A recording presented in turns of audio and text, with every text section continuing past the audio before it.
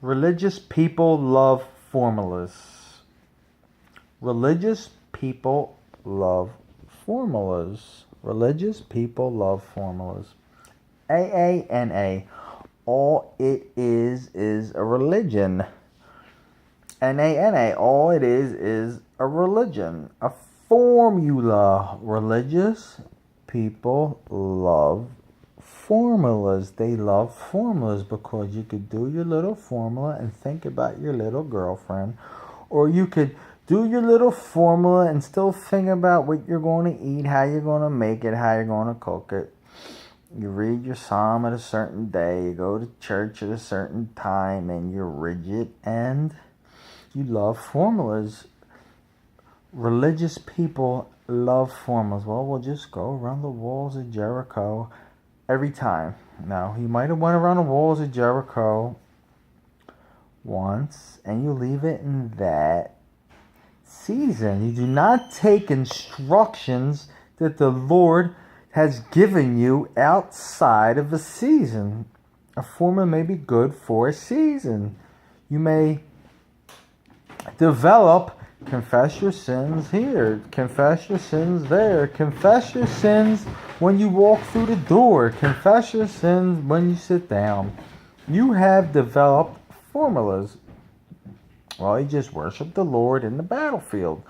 You just worship the Lord, and it may have been good for a season. But you do not take orders or instructions into another season. See, religious people love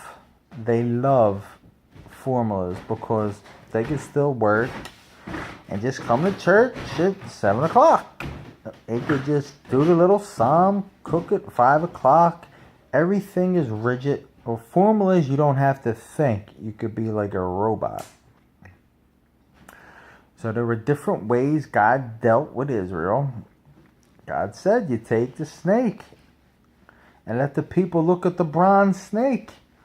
Now, what do you do for the rest of your life? You have people looking at bronze snakes? No. Once something is out of season and turns into an idol, like NANA, like the bronze snake, Josiah had to come and throw it out because they were still worshiping it. When you take a formula outside of a season, what you do, it turns into an idol. Well, you have church meetings at the same time forever, on the same days forever. They turn into idols because God does not want formulas. You do the bread at a certain time. You say the same thing before your church service. It turns into a formula. Religious believers love formulas. Religion loves formulas. You could do your little 10 Hail Marys. You could do your little formula and not have to think about the Lord. See, whatever we do is spirit-led. And when you take a formula outside of its season, it turns into an idol and it is dead. Jesus said, the traditions of men have nullified my work. What's a tradition in your life? You sing this, go to some places and they sing the same 5 songs over and over. The songs have become tradition, which is a formula. They first start as a formula and turn into tradition, and it nullifies God's word. Apostle Mark, Christ cares.